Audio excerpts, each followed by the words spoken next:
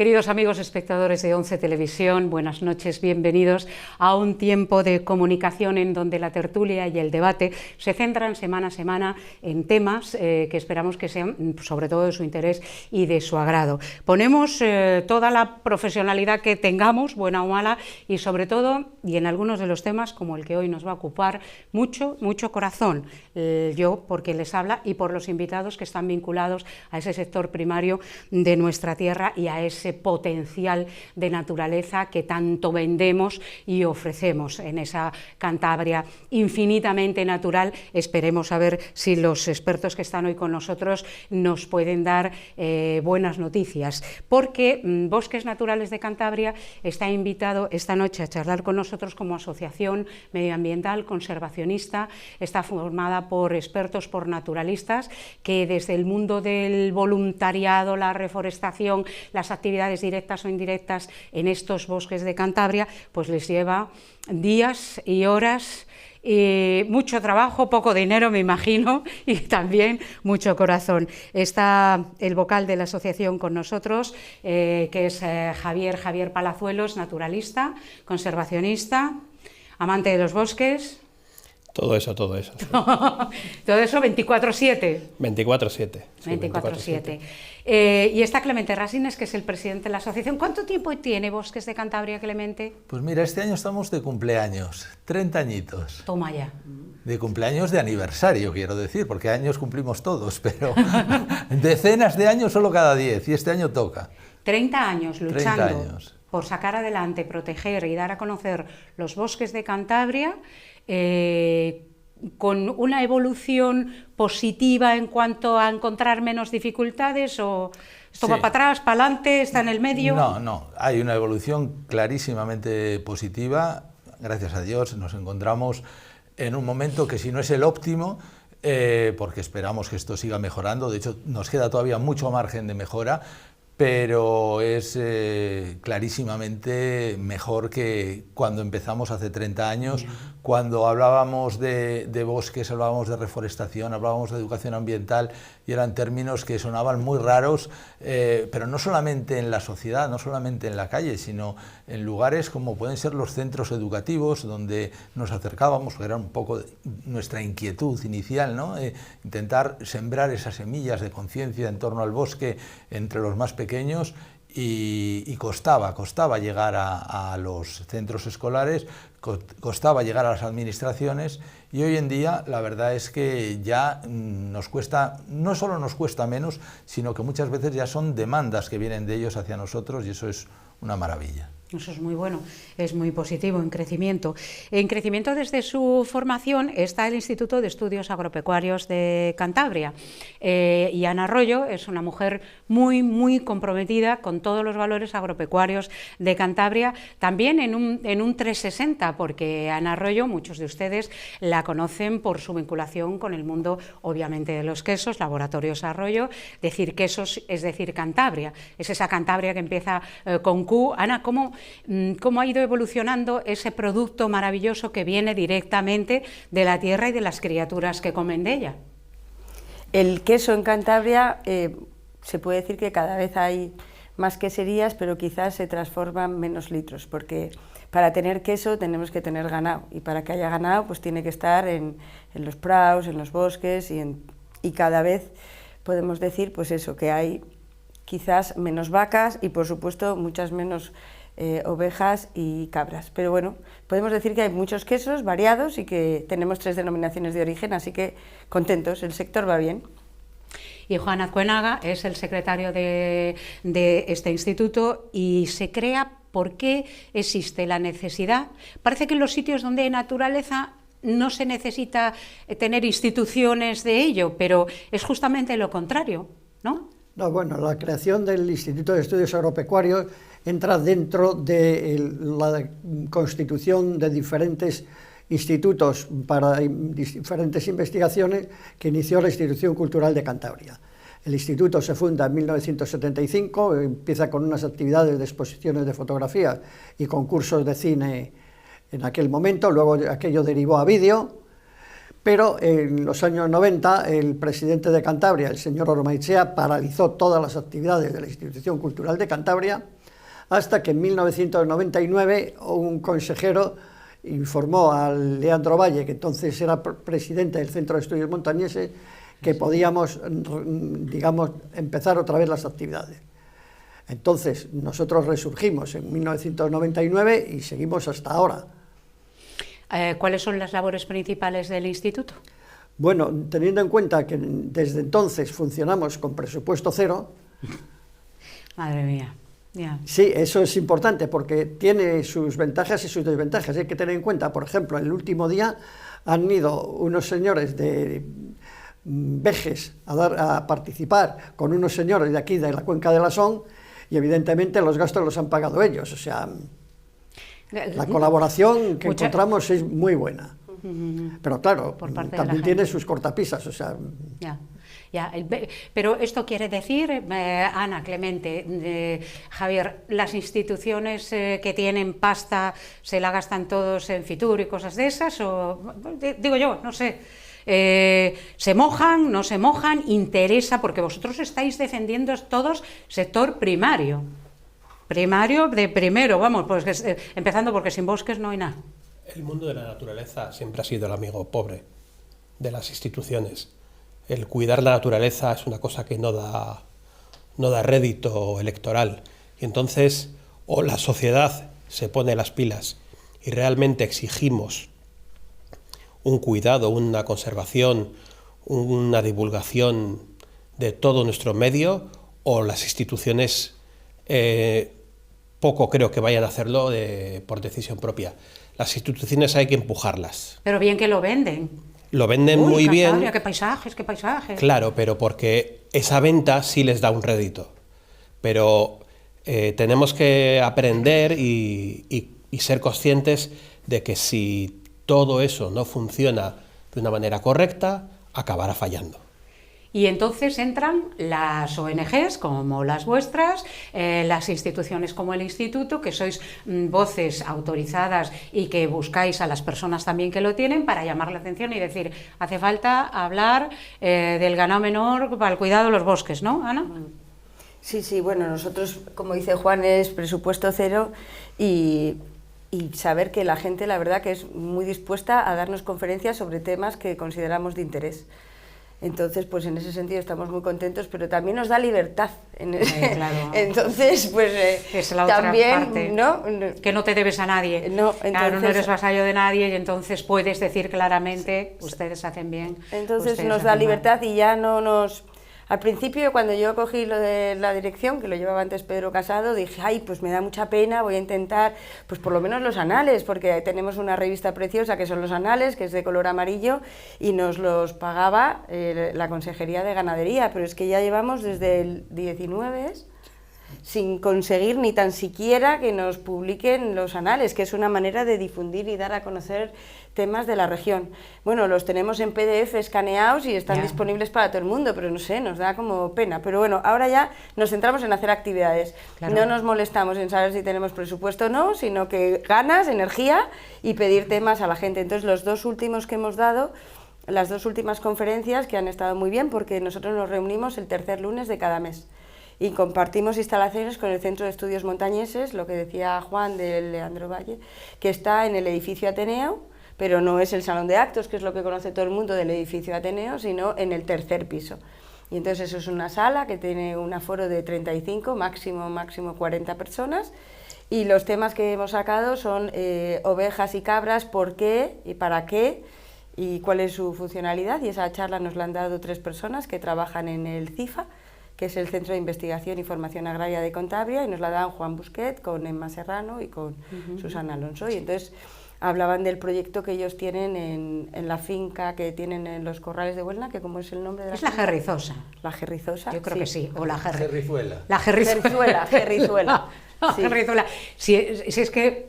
A ver, la Gerrizuela tendrá que ser un topónimo, seguro que tiene el nombre de algo, seguro que ese nombre tiene un significado. Vamos a invitar a Juan la semana que viene para declarar públicamente nuestra ignorancia y que nos saque de la misma. Vamos a ir a ese proyecto tan interesante, pero primero vamos a ir Clemente al bosque.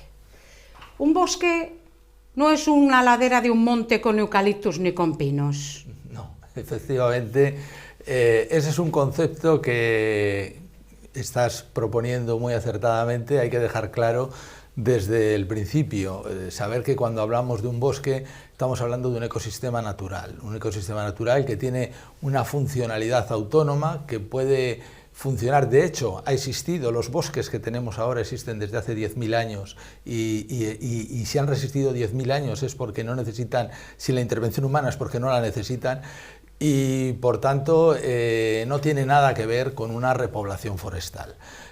Se parece en que en los dos espacios hay árboles, pero la funcionalidad, los servicios ecosistémicos que nos producen, las necesidades que tienen de cuidado, de mantenimiento, son totalmente diferentes. La problemática también es diferente, por tanto, no hay que confundir un bosque natural. En Cantabria tenemos una gran diversidad de bosques, no podemos hablar de el bosque de Cantabria. En Cantabria podemos caracterizar una docena de bosques distintos, con especies diferentes, con relaciones diferentes, y cualquiera de estos bosques no hay que confundirlo con una repoblación forestal, que es un espacio arbolado, plantado artificialmente, con la intención de producir algo, normalmente madera, pero pueden ser también frutos, o puede ser cualquier otra de las utilidades que tienen los árboles, que son muchas. A la vez, estos árboles que se plantan también aportan beneficios ecosistémicos, también regulan el clima, también mejoran la estructura del suelo, dependiendo de la especie, también regulan los ciclos del agua, también combaten la erosión, hacen muchas cosas que también hace el bosque, pero el bosque luego tiene un plus que no lo tienen las repoblaciones forestales. Javier, el plus del bosque. El bosque está lleno de gente animal y gente vegetal. Igual en un par de metros cuadrados, el ojo que sabe mirar o quien te enseña a mirarlo, te dice, mira, pim, pim, pim, pim, pim, igual hay 200 criaturas diferentes, que cada una depende de la otra, van todas en su función, ¿no? El bosque es la vida por antonomasia, es donde todo está relacionado. El árbol, la planta, el musgo, la ardilla, el picamaderos, todos están relacionados. La falta o el exceso de cualquiera de ellos genera impacto. Como decía Clement, todos esos miles de años que el bosque ha permanecido es porque es un sistema de prueba-error perfectamente funcionando. El elemento distorsionador somos nosotros. Y todo eso que nos aporta el bosque, cuando nosotros lo modificamos, también modificamos ese aporte. Yo siempre he defendido el punto de vista egoísta del ser humano. Tenemos que pedirle al entorno natural el máximo, pero claro, para que dé el máximo, tenemos que dejarle que se desarrolle. No podemos pretender que el bosque nos aporte oxígeno si le cortamos. Y como eso, prácticamente todas las cosas que nos aporta el bosque, que son muchas. Los bosques estaban en nuestro planeta antes de que llegáramos, nosotros y nuestros animales domésticos, el hombre usando los paisajes. Juan, vosotros, de estas últimas conferencias, el pasado lunes, allí en el Ateneo, se reunían estos ganaderos, estos criadores, y reclamabais, o se llamaba la atención sobre la importancia del llamado ganado chico o ganado menor, que no estaba no es muy conocido en Cantabria, porque claro, dices Cantabria, dices vacas, pero ahí están las cabras y las ovejas. De hecho, en los últimos años van ganando espacio de gente que quiere seguir siendo ganadera, pero no puedes tirar de las vacas. ¿Qué función tienen en ese proyecto esa cabra y esa oveja? Bueno, ya hace un montón de años, como 10 años, Manuel Mora, un investigador del CIFA, ya hizo un estudio sobre la mejora que se obtenía en los bosques con la intervención para la limpieza de cabras y ovejas. Lo de ahora es un proyecto más ambicioso porque lo que hacen es además completarlo con datos y además un pastoreo dirigido, de manera que se hacen un control exhaustivo de qué es lo que comen, cómo lo comen y cuándo lo comen las ovejas y las cabras, pero además, como el objetivo del proyecto es, además de la limpieza de los montes, también la venta de la carne, sacarle un beneficio a ese ganado, entonces lo suplementan en la alimentación. Para cerrar un círculo en donde existe un ganadero, existe un ganado que vive cerca de para los bosques, que luego es un subproducto, hablábamos de los quesos de Ana, pero vamos a hablar también, bueno, hay un proyecto Lechazos de Liébana, que empezó con el tema del quebrantahuesos hace años, o sea, luego todo eso va llegando a la mesa. Sí, en este caso, en el proyecto de investigación del CIFA, las canales venden a los 45 días. Entonces, en el caso, por ejemplo, de las ovejas de Vejes, de los Picos de Europa, la Fundación Quebrantahuesos es precisamente la que se encarga de canalizar esa venta y garantizarles a los ganaderos unos precios mínimos, lo cual es mucho más positivo que la venta libre por cada uno de ellos. Entonces, sin embargo, por ejemplo, los ganaderos de aquí de La Son, con sus cabras, las canales las hacen a los 15 días, es diferente del proyecto, pero además hacen la venta, digamos, por libre, con lo cual, digamos que pueden tener una menor ganancia. Sin embargo, los ganaderos de aquí, sobre todo los de La Son, también los de Liébana, pero en menor grado, una de las cosas que se quejan es, primero, la ausencia de pastores, no hay pastores en la región. Ya.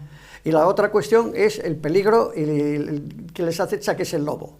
El lobo les causa mucho daño y tienen pocas defensas ante él. Y eso sobre todo en Vejes, madre mía, claro, ahí del Collao pelea para arriba, ahora en territorio de quebrantahuesos. A ver, Javier y Clemente, el hombre usando los paisajes forestales, ¿en qué nivel, en qué medida? ¿Hasta dónde o qué normativas habría que pensar? ¿Hasta dónde están las líneas rojas? Esto se puede hacer, esto no se puede hacer, esto falta de hacer, esto sobra de hacer. Meter maquinaria pesada, no sé, cosas de esas.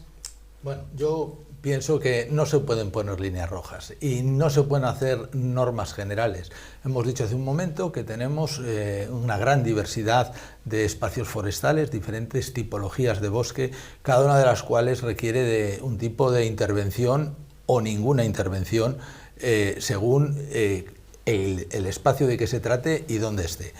Es cierto que el hombre ha convivido a lo largo de la historia con los bosques, ha sido fuente de alimento y de materias primas, de sustento, fuente de salud también, y esta convivencia es la que ha permitido que los bosques que hoy disfrutamos hayan llegado hasta nuestros días. Pero también es cierto que por el camino se han quedado muchos. De hecho, Cantabria tiene, a pesar de lo que pueda parecer, tiene un gran déficit de superficie forestal arbolada por bosque autóctono, quiero decir, porque hay una gran parte de esa superficie forestal que está ocupada por arbolado de repoblación, sobre todo lo que es en la franja costera. Y cuando el hombre interviene sobre el medio, lo que hay que poner es límites. Hay que dejar zonas, no líneas rojas, no decir esto es inamovible, porque cada situación varía en función, repito, del espacio y del ecosistema con el que estés trabajando, pero sí que hay que regular y hay que controlar. Hay zonas que deberían ser intocables, zonas que deberían preservarse como santuarios para la regeneración, para la biodiversidad, para los servicios ecosistémicos, y luego hay zonas en las que la compatibilización de usos con la convivencia pues es necesaria y nos da lugar a paisajes culturales que son también muy ricos en biodiversidad y que además son necesarios para la supervivencia humana. No podemos tratar el tema de una forma global, no podemos decir en los bosques hay que hacer esto o otro, sino en los bosques de tal sitio, en tal zona, cómo habría que ordenarlo. Ahí es donde interviene la ordenación del territorio, donde se ven las diferentes zonas, qué potencial tienen, qué uso tienen, y requiere de una regulación específica, no regulaciones generales ni líneas rojas que sirvan para todo. Javier, educación ambiental, vosotros en Bosques de Cantabria trabajáis el voluntariado, la educación ambiental. Hablaba Clemente zonas, vamos a ir a una zona turística donde puede haber, mira, aquí tenemos una, estamos aquí en los Collados de la Son, mismamente, y entonces tenemos a turistas yendo a los bosques de excursión. Cómo educamos, porque los colectivos, niños, tal, que tenemos en los sitios, pues les podemos ir machacando en hierro frío, pero ¿cómo educas a turistas que quizás no posean la sensibilidad, vienen del mundo del asfalto, no perciben igual esa afinidad con la naturaleza, las ganas de ir por un bosque, pero no la manera de cómo actuar? ¿Cómo se educaría a ese nuevo sector económico tan en alza, que es consumidor de bosques, entre otras cosas de naturaleza? Las instituciones están un poco, sobre todo en Cantabria, por ejemplo, en la famosa frase esa de desestacionalizar el turismo. Sí. Y una de las cosas que se les ha ocurrido es el turismo de naturaleza. El turismo de naturaleza tiene sus partes buenas, pero tiene una cara oculta muy peligrosa, que es la falta de sensibilidad y la falta de conocimiento. Una de las principales mellas que tenemos es la falta de conocimiento, porque aquello que conoces, aquello que comprendes, lo quieres y lo amas y lo proteges. Y entonces, a mí me parece un error convertir el mundo natural estrictamente en un ítem turístico. Sí. Entonces, yo creo que antes de empezar a vender nuestro patrimonio natural, no venderlo, sino promocionarlo, igual tenemos que darle una vuelta a esa promoción que hacemos, que no tiene que ser todo vendible, no tiene que ser todo paseable, no tiene que ser todo sobrevolable. Estamos viendo ahora multitud de infraestructuras que son como mínimo cuestionables. Todo no vale en todas partes. Ese sería el resumen. Vosotros, desde el instituto, con todo ese trabajo que hacéis, claro, vosotros estáis, es un instituto de estudios agropecuarios y ahí estáis en contacto con la gente que vive del sector primario, del campo, de la ganadería.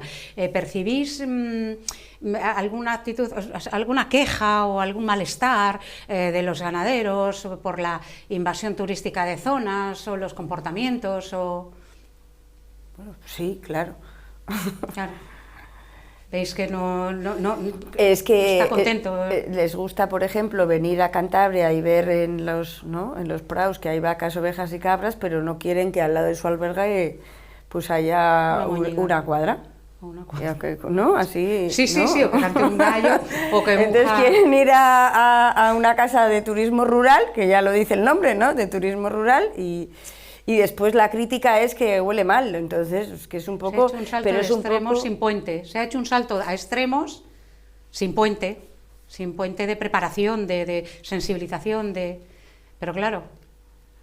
Lo que ocurre es que hay una despoblación en el campo difícil de reducir y eso tiene consecuencias, porque hay mucho abandono del territorio, no se cultiva o no se cuida bien, porque no hay ni animales... Ni gente. Claro. Y sobre todo ya últimamente la comodidad, digamos, de la gente y las trabas que suele poner la administración, muchos de los ganaderos que antes eran ganaderos de leche, como decían hace un momento, ahora ya no producen leche, sino que lo que producen es carne, porque es más cómodo, dejan al ganado en libertad y ellos están tranquilamente en casa. Entonces, ya, bueno, están como pueden, claro.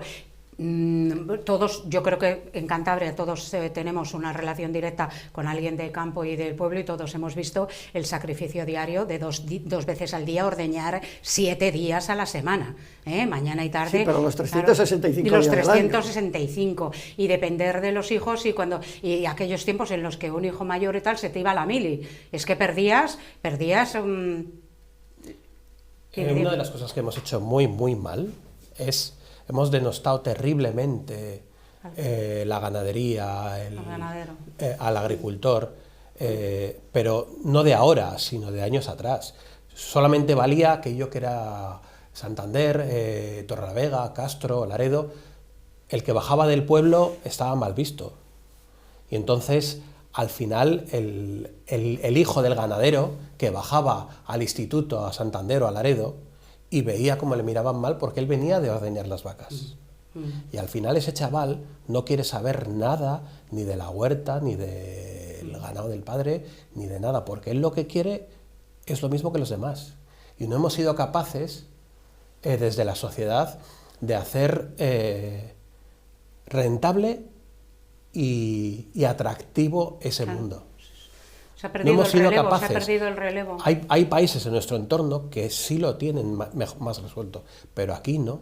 Aquí hemos denostado muchísimo al sector primario.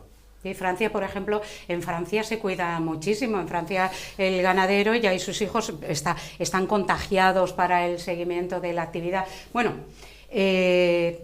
no se me vayan porque cuando volvamos cogemos el hilo justo donde lo hemos dejado y es un tema muy importante. A ver qué estamos vendiendo que no estamos cuidando. Porque igual va a acabar todo siendo humo y aquí, desde luego, cuando pierde el sector primario, perdemos todos.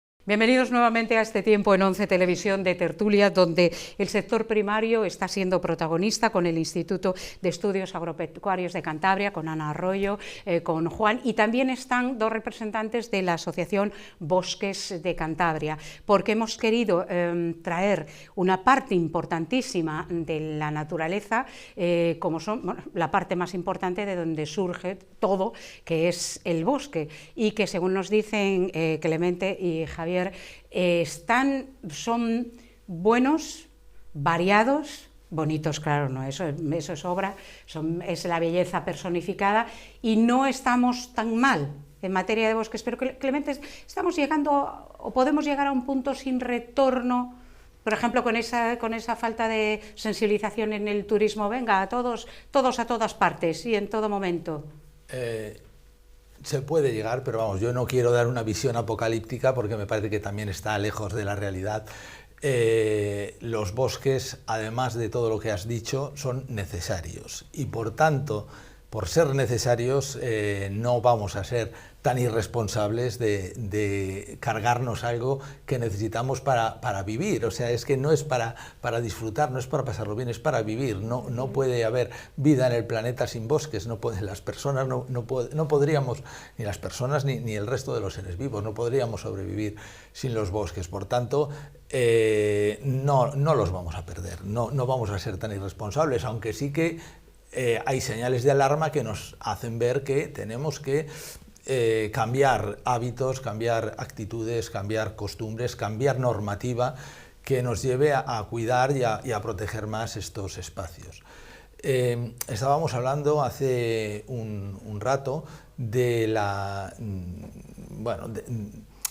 invasión que a veces, llamémoslo así, se produce de gente que no está habituada a vivir en el entorno natural, que va esporádicamente y que a veces muestra conductas irrespetuosas. Hay zonas, como son los espacios naturales protegidos, donde la normativa, los usos están muy regulados.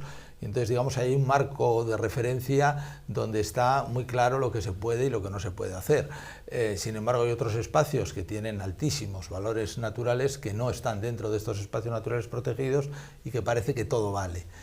Y como muy bien apuntaba antes Javi, decía que es muy importante la educación, es muy importante el conocimiento, lo que no se conoce no se ama y lo que no se ama no se cuida.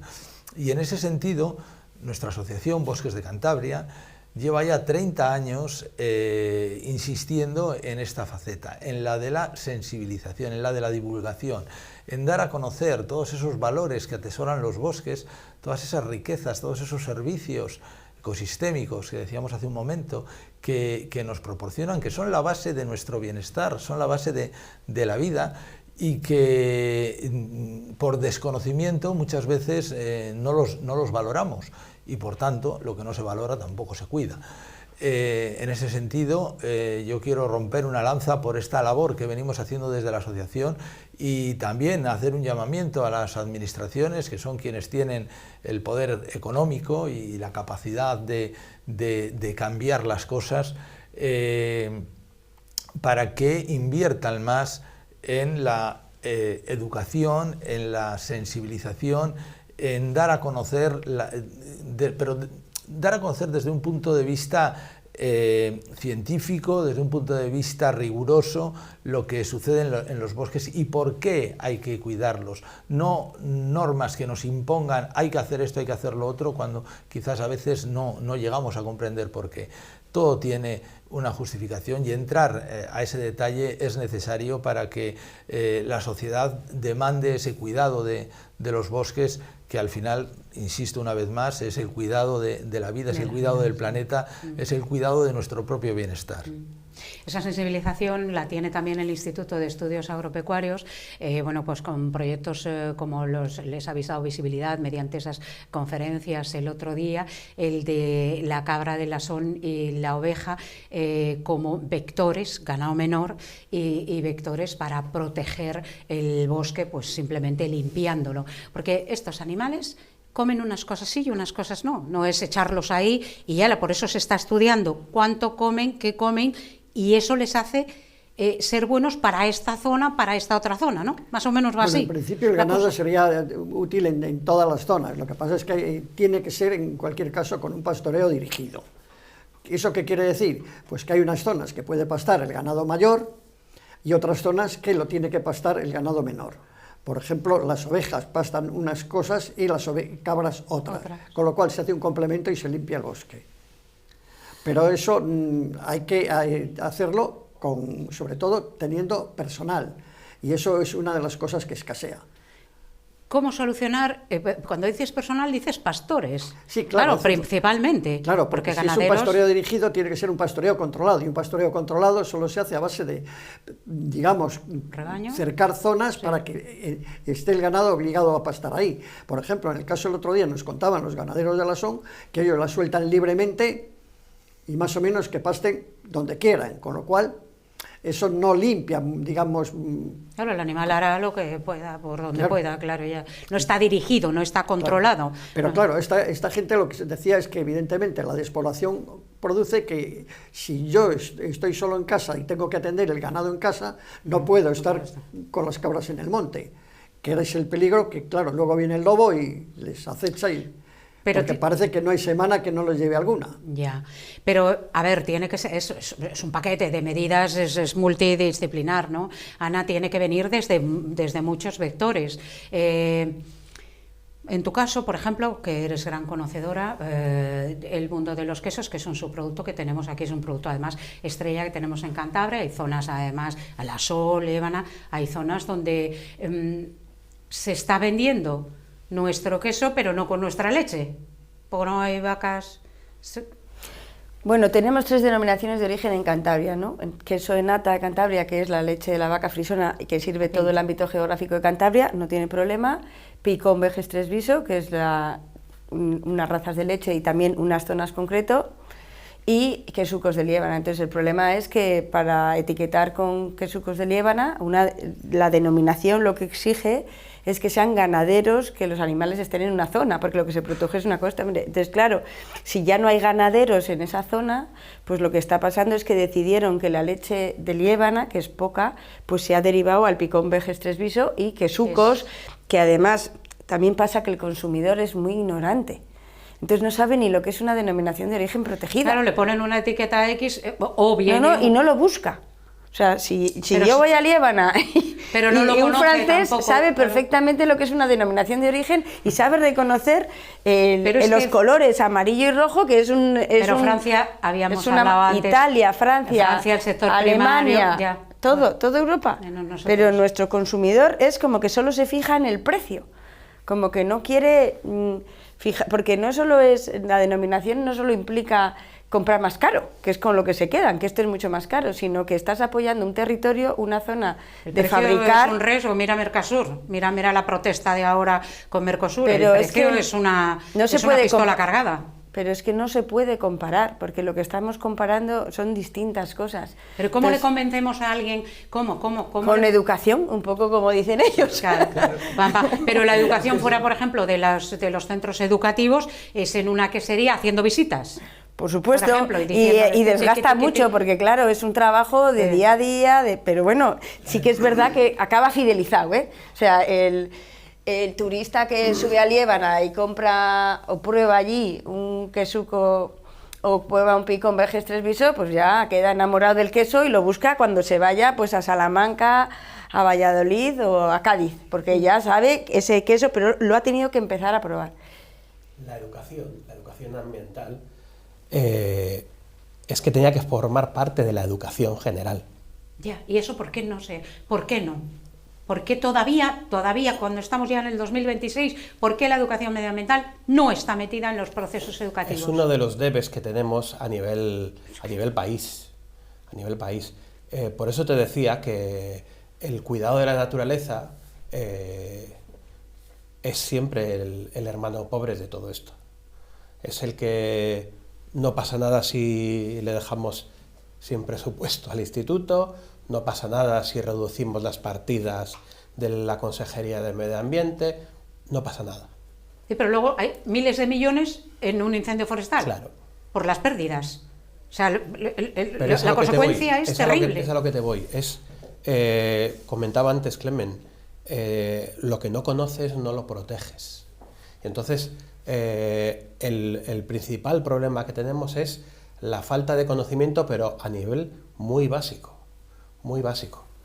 El estudio de la naturaleza, el conocimiento del medio natural tenía que formar parte del currículum de los colegios, de los institutos. A todos los niveles, porque todos los niveles. Todo viene de la naturaleza, todo, remonta cualquier producto al origen. El que Sí, Francia, por ejemplo, el que Alemania... Los incendios forestales que comentabas, hay que distinguir varias cosas. En primer lugar, ¿por qué en Soria, que es una provincia llena de montes, llena de pinos, por qué no hay incendios? Porque los vecinos están interesados en la conservación de esos montes. Todo viven de ello. Si no interesas a los vecinos en el beneficio que les puede producir los montes, tienen menos cuidado. Y de todas maneras, en Cantabria, tradicionalmente, siempre, no es un invento de ahora, ha habido incendios, ha habido quema de matorrales en todos los pueblos. Lo que pasa es que eran quemas con un cierto control.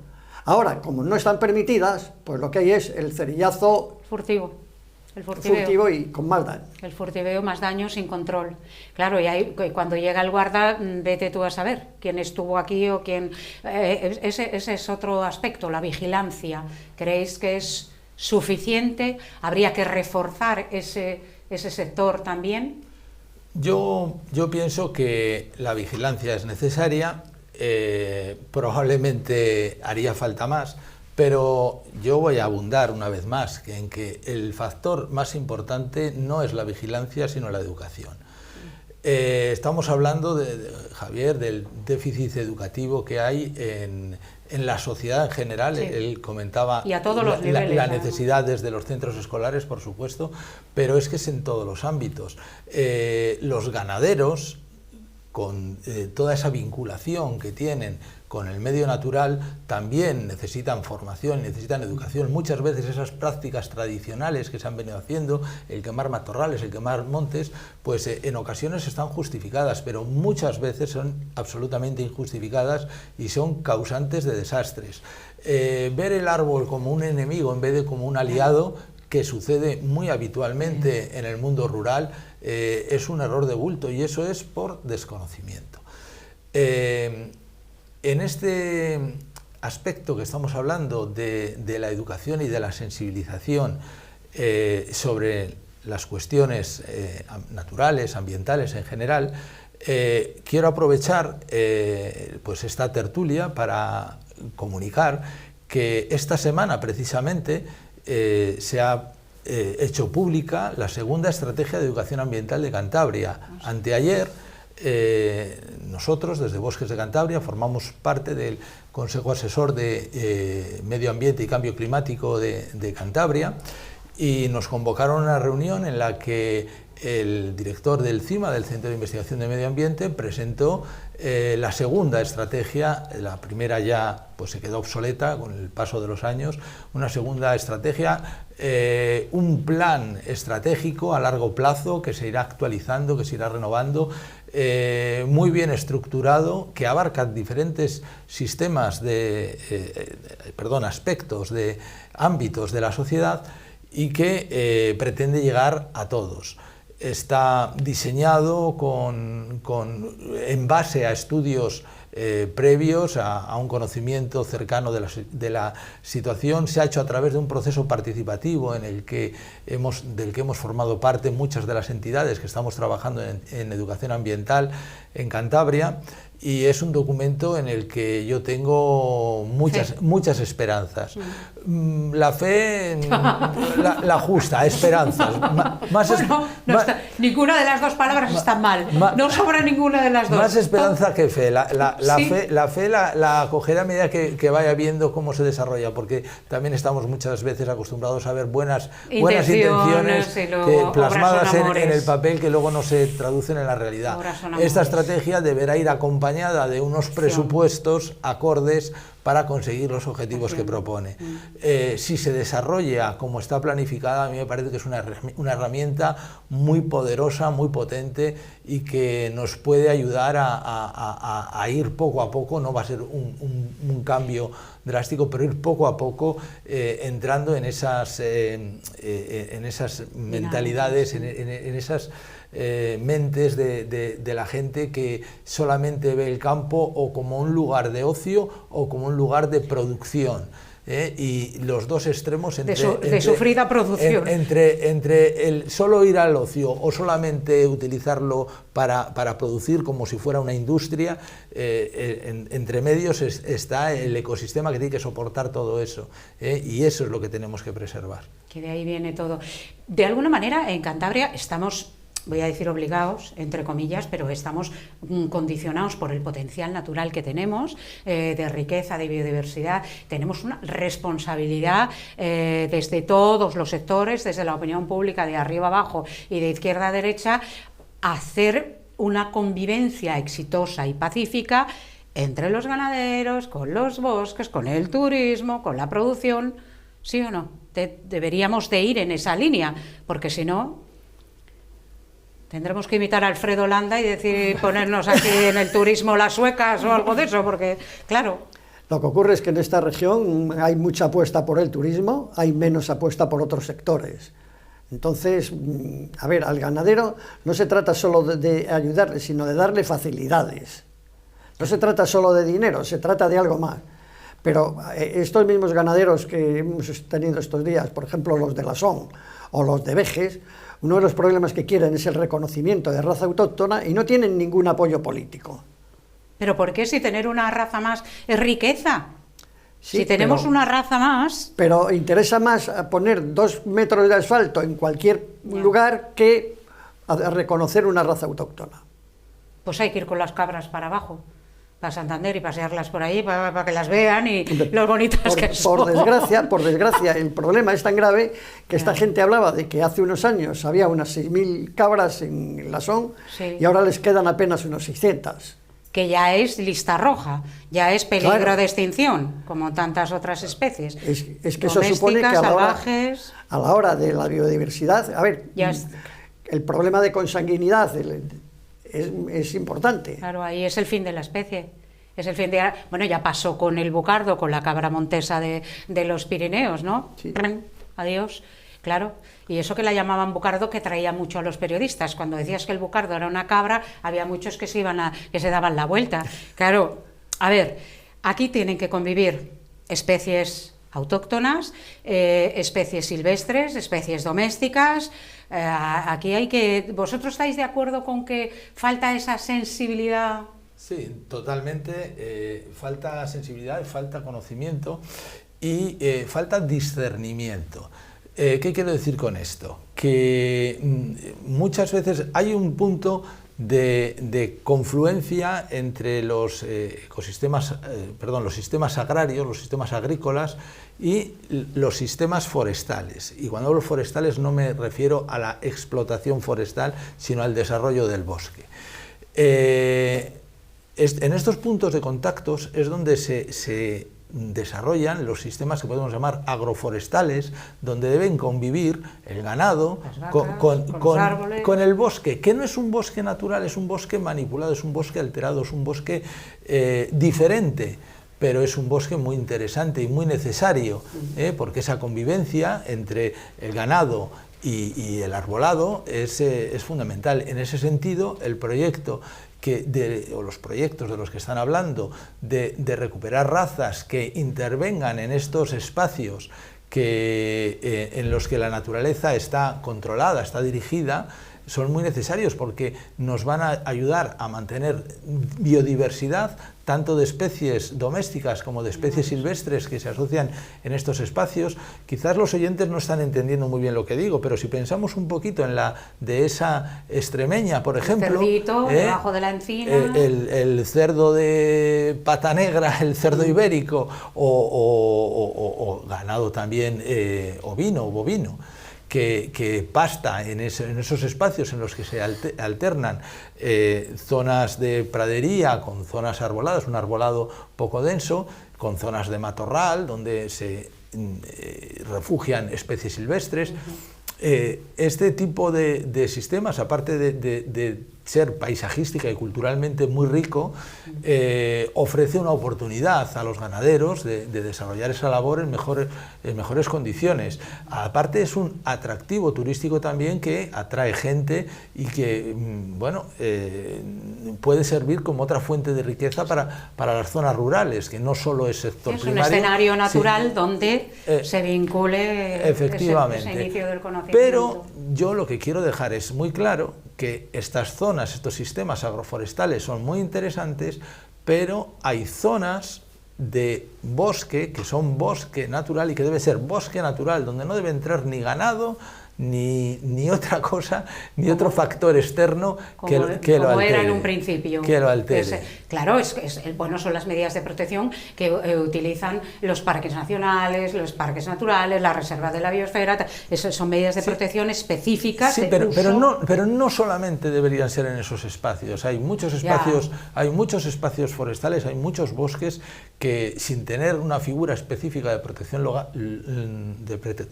legal, tienen unos valores naturales tan importantes que solamente se van a preservar si las personas que viven en su entorno son conocedores de ello. Se enteran de que tienen un patrimonio, de que son ricos por ese patrimonio. Y del beneficio que les va a dar, que va muchas veces más allá del beneficio económico de que vayan a venir 4, 5 o 100 turistas más, sino que el agua que beben, el aire que respiren, el paisaje que ven, el suelo que tienen, la limpieza del agua, el clima, todo depende de eso. Claro, si defendemos los patrimonios arqueológicos, por ejemplo, o defendemos un patrimonio, una iglesia, una construcción, un arquitectónico, no sé qué, y nos damos, ¡uy, qué ricos somos que tenemos! Fíjate esto, qué bonito que tenemos. Y falta seguir con, bueno, pues mira, esto, además de bonito, es absolutamente lo que te da la vida, la buena vida. Javier, vosotros hacéis reforestaciones. ¿Ves alguna diferencia cuando viene un chiquillo y planta un arboluco y le ve ahí plantado y cambia algo se ve, no en todos va a ser, pero hay alguien que se da cuenta de, mira, un arbolito bebé, igual luego va y lo ve? Los niños tienen la maravillosa capacidad de sorprenderse con bastante poco. Y cuando los críos, ayudados por su padre, ayudados por un voluntario, ayudados por los amigos, plantan un árbol, ellos experimentan de manera instantánea un júbilo y una alegría desbordante. Nosotros en lo que les hacemos hincapié, y yo hay veces que incluso cuando hacemos alguna repoblación con chavales, con escolares, suelo llevar un rotulador y les suelo decir, en en el tutor que ponemos, ese palo que ponemos Este es para tu darle, arbolito. pon tú ahí tu nombre. Este es tu arbolito. Y dentro de Ven 6 a meses, dentro de un año, ven a ver cómo Ven a está. verlo. Y si te parece que le falta un poco está un poco torcido, le recolocas, le cuidas.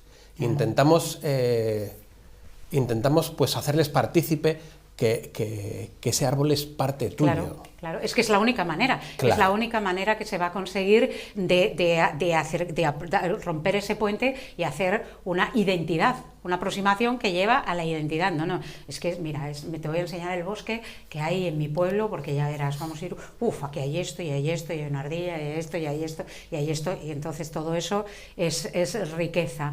En el instituto, ¿qué tenéis programado así a corto plazo de alguna charla que tenéis en cartera? ¿De qué vais a hablar? ¿A qué puerta vais a llamar? ¿Qué hermano que traes? Porque esta es una Pues la posturada, siguiente que tenemos es sobre el banco de semillas, que ese es un proyecto precioso, Qué que también lleva el lindo. CIFA, para que no se pierdan las semillas de todas las especies. de todas las especies, de las verduras, los vegetales y árboles, no sé si está dentro de... No me consta.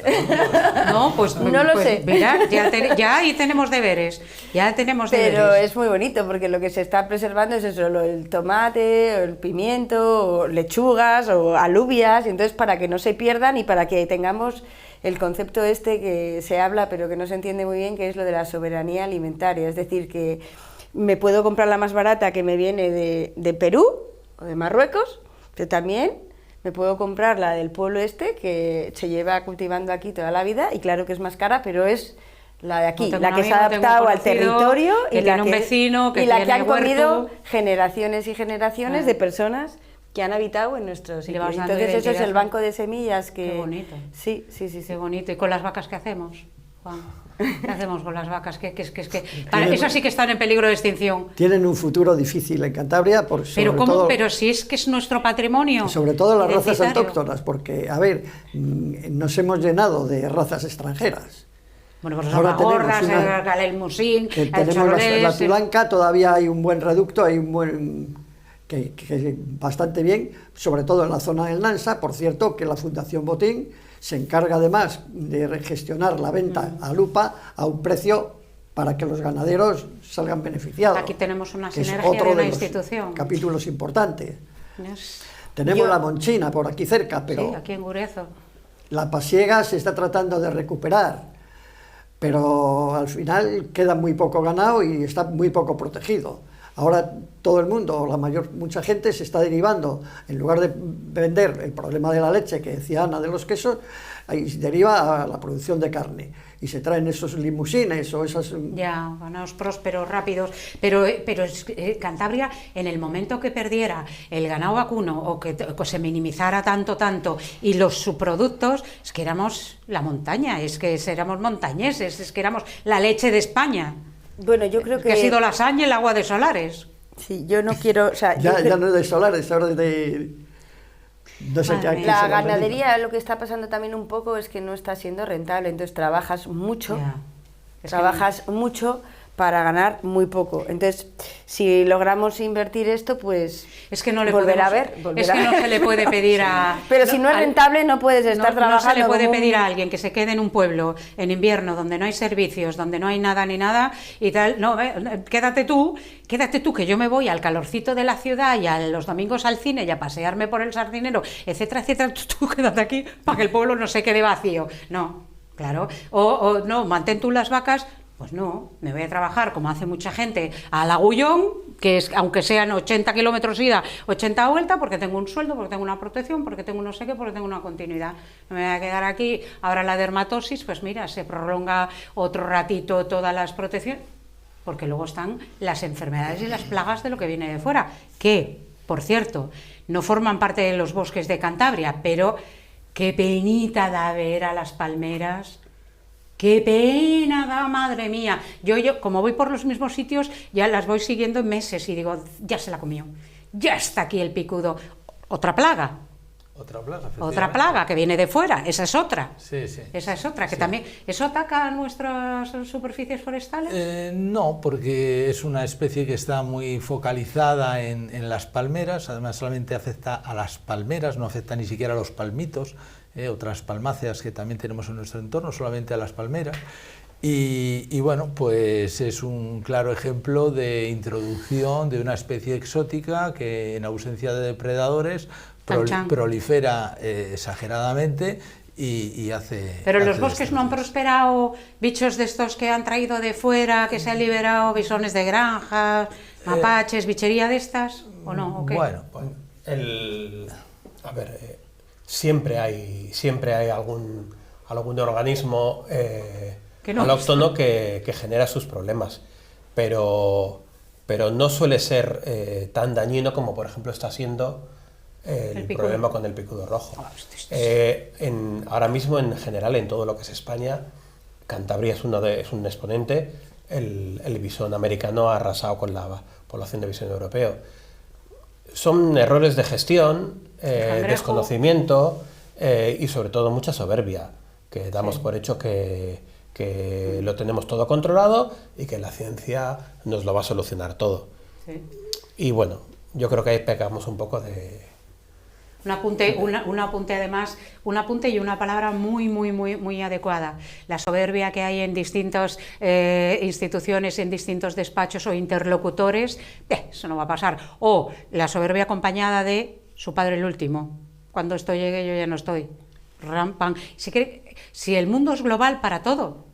Si es que estamos todos conectados, todo nos afecta, el aleteo ese famoso de la mariposa, fíjate el cambio climático o las alteraciones climáticas, llámenlo como quieran, no se había visto una cadena de borrascas como la que hemos estado viendo este año, etcétera, etcétera. Me da igual llamarlo como sea, es algo que está ocurriendo y que hace mucho daño a toda la cadena. Mira, y al hilo de esto que comentas, Marga, de la interrelación entre los seres vivos y los efectos sobre la naturaleza, me ha venido ahora a la cabeza un caso muy parecido al del picudo, salvando las distancias, pero que podríamos trasladar a nuestros bosques, a nuestras especies autóctonas, y es con un escarabajo que es de aquí, que es autóctono, que está protegido y que ¿qué sucede? Que es un escarabajo que está protegido porque es xilófago, es de esos que ayudan a procesar la madera en el monte, en el bosque, cuando un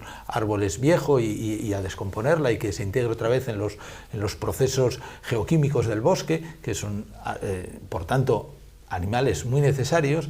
Pero ¿qué sucede? Que estos escarabajos, que son unos escarabajos así muy grandes, hemos alterado sus ecosistemas, entonces faltan los depredadores.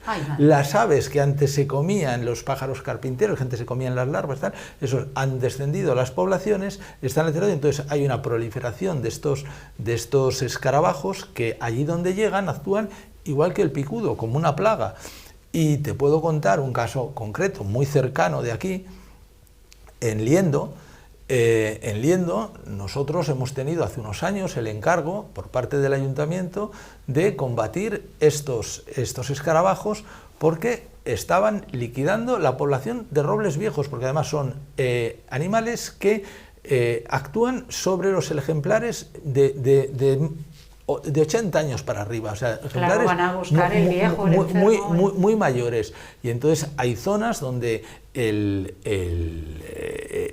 este animal había diezmado, o sea, pequeños rodales que quedaban de robles centenarios, porque además afecta principalmente a los quercus, a los robles, que los ves como un colador, llenos de agujeros que los hacen precisamente las larvas de esta especie. ¿Por qué? Por una sobreabundancia debido a un desequilibrio por falta de depredadores. Pero bueno, ahí eso surgió por una protección de ese bicho en un momento que no se vigiló el camino y las consecuencias. Si el animal está bien, que se proteja, pero también hay que proteger a sus depredadores. Claro, es lo que pasa con todas porque las si a especies, este le protejo domésticas y a los depredadores no, resulta que voy a tener una sobrepoblación. Cuando hay un desequilibrio, es cuando alteramos el ecosistema. Lo podemos ver, lo podemos parafrasear casi en nosotros. Si hay un desequilibrio en nuestro organismo, aunque sea un déficit de azúcar o hídrico, de agua o lo que sea, ya vamos de cabeza y vamos mal y catapultamos a enfermedades, a disfunciones, etcétera, etcétera. Pues imagínense lo mismo, pero en la naturaleza, que es un ser gigante que nos abraza a todos, que está vivo y que mientras esté vivo nos dará la vida, si no, pues la vida mártir. Bueno, esto es para seguir hablando y hablar más veces y seguir con el pie sobre el terreno, que es lo que han tenido nuestros invitados hoy, porque todos ellos están vinculados directamente a ese sector agropecuario, ese sector primario que tan importancia tiene en Cantabria. Así que muchísimas gracias, ha sido un placer, Javier, Clemente, Ana, Juan, seguiremos hablando, Gracias por invitarnos. Por eso lo faltaba. Es un placer, por lo menos, poder explicar los problemas cotidianos. Hay que dar visibilidad, no hago más que decir, hay que dar visibilidad, que no todo es la pantoja, que hay que dar visibilidad. Mira, vosotros en vuestro sector, pero en el mío, te encuentras a un figura en un departamento de tal de dirección que te dice, no, esos temas no interesan, es que eso a la gente no interesa. Y les digo, mentira, déjame comprobarlo. Mentiras sí le interesan a la gente, bien contados sí le interesan a la gente. Así ocurrió con mi relación con protagonistas de Luis del Olmo en 1992 en Barcelona. Me dijo, ¿tú crees que esto interesa a la gente? Y le dije, sí. Y dice, demuéstramelo. Digo, abre los teléfonos. Yo allí fui torera, digo, no veas tú, pero bueno, si perdemos, abre los teléfonos. Efectivamente, todo el mundo llamó, ¿dónde puedo reciclar no sé qué? ¿Dónde puedo encontrar no sé qué? ¿Cuál es esto? ¿Cuál es lo otro? A la gente sí le interesan, al que no le interesa es al que está en la mesa por ahí arriba, porque se complica la vida, porque le hemos dicho que, oiga, usted ha protegido al escarabajo este que nos está... O no dan dinero pero sí interesan a la gente. Espero que a ustedes también les haya interesado, como veis, y a mí se me va también se me hincha la vena también con estos temas, porque es el futuro y es la calidad de vida de todos nosotros. Más allá de los paisajes, somos una parte del mismo. Pues nada, muchísimas gracias por haber venido. Un placer y dispuesto siempre a divulgar los bosques, la naturaleza. ¿Cuál es tu árbol favorito? El roble. ¿Cuál es tu árbol favorito? Todos. ¿Cuál es tu árbol favorito? El plágano, porque está relacionado con la hoja de un queso que se envolvía en él. Ah, sí. ¿Y el tuyo? No, el tejo. Taxus Hay un bacata. tejo en el Paso Pereda, en los jardines de Pereda. ¿Ah, sí? Precioso. Y hay una braña de los tejos allá arriba, el Líbana, que parece un pedacito del Señor de los Anillos. ¿Cuál es tu animal autóctono favorito? Autóctono, el lobo. Uf. No me voy a pronunciar, es como preguntarle a un padre a qué hijo quiere más. Ya, tienes razón. Pero no me puedes decir todos.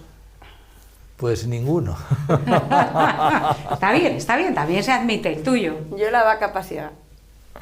No, yo la vaca frisona, porque ha sido la que más se ha visto en la familia en los últimos años mientras tuvieron ganadería. Yo la tudanca. Yo si se acuerda. Y si se acuerda es una maravilla. En Trayera había más frisonos que tudanca. Sí, eso sí, uno sabía que entraba a Cantabria, yo que recorríamos en ferrocarril toda España porque mi madre era del sur y sacábamos la cabezuca ya pasando en Mataporquera, que allí paraba en literas mucho rato, y ya, cuando pasaba Pozazal, sacábamos todos la cabezuca y ya olíamos y ya estamos en Cantabria. La montaña, los montañeses. Bueno, espero verlos la semana que viene y a vosotros estar en contacto muy pronto. Gracias a todos. Muchas gracias. Gracias a ustedes.